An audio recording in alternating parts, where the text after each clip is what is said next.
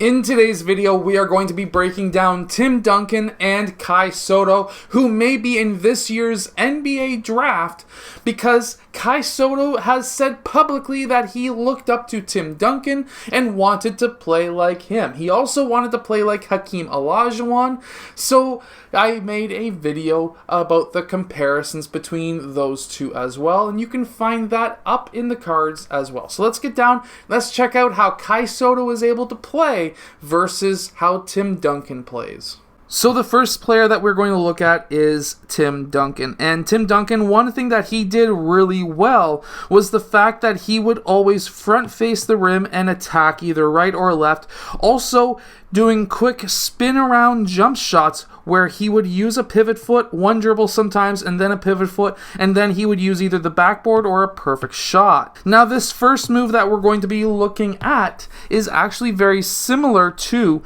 the move that Kai Sotto used at the high school level as well as in the international level, and that is where you would face up towards the rim, and then you would hop into your first dribble. Now in the NBA this is sometimes allowed, depends on the referee. However, personally, I would just step through with this left foot so that there is absolutely no travel call at all, or at least a possibility of one. And then when you attack that rim, one dribble, Tim Duncan uses two here, and then he's able to go 1, 2, and then when he goes up, watch how his shoulder is. He's getting this left shoulder down.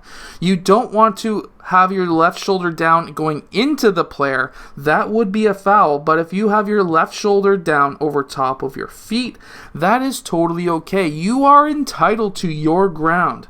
So from there, he's able to go up, has that left hand, protect that ball, and move this arm of the defenders out of the way, and he's able to go up for that slight baby hook. Meanwhile, Kai Sotto, he'll do a quick jab. He really likes using his feet, and what Kai Sotto will do is do a quick jab, sometimes a shot fake, and then what he'll do is a quick back down. Now, the difference between Tim Duncan and Kai Sotto is the fact that Kai Sotto will actually like the back down, while Tim Duncan used to like to face up his players. Now, Kai Sotto still finishes with that baby hook, but I would have really liked to see that off arm a bit higher so that he can protect against that shot blocker, and I think this is something that he is going to need to develop when getting into the next level, which is probably going to be the NBA or potentially the NBA G League with an NBA affiliate. The next move that Kai Sotto really does like to do is a spin move when he attacks the rim, sometimes when the defender will catch up, because let's face it, Kai Sotto's feet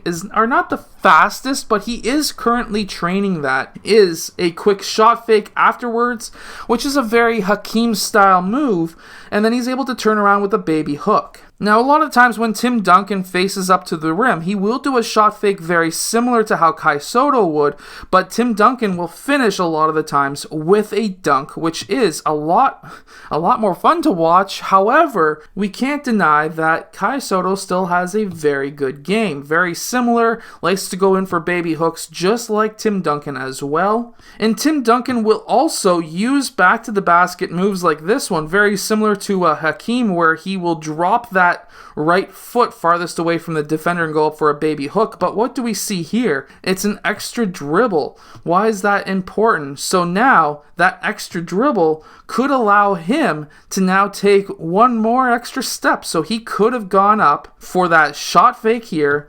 stepped through, still on his pivot, but remember, he dribbled, which means that he can take one more step through to get even more distance away. However, he did not, and he was able to finish with a baby hook.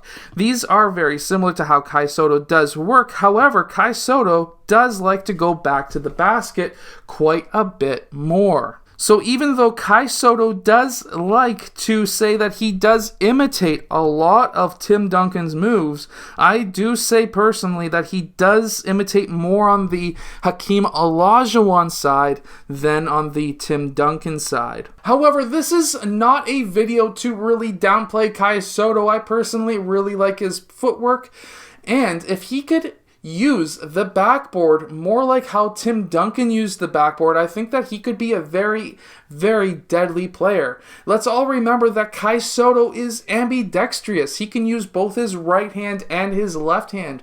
And because of this, I think that he could be extremely deadly around that low post area. He also has the shooting ability and passing ability of a guard, in my opinion. So because of that, I really think that he would suit a team that would be able to run maybe a 4-out, 1-in, where he would be sitting in the high post, very similar to how the Toronto Raptors ran their offense in that playoff run where they won the championship. He could easily fit into that Marc Gasol role of the Toronto Raptors if, of course, he gets drafted by the Raptors. I hope that you have enjoyed today's video. If you have, hit that like button and subscribe, and I'll see you guys again next time. Make sure to remember that I put all of the equipment that I use down in the description below so you can grab some yourself.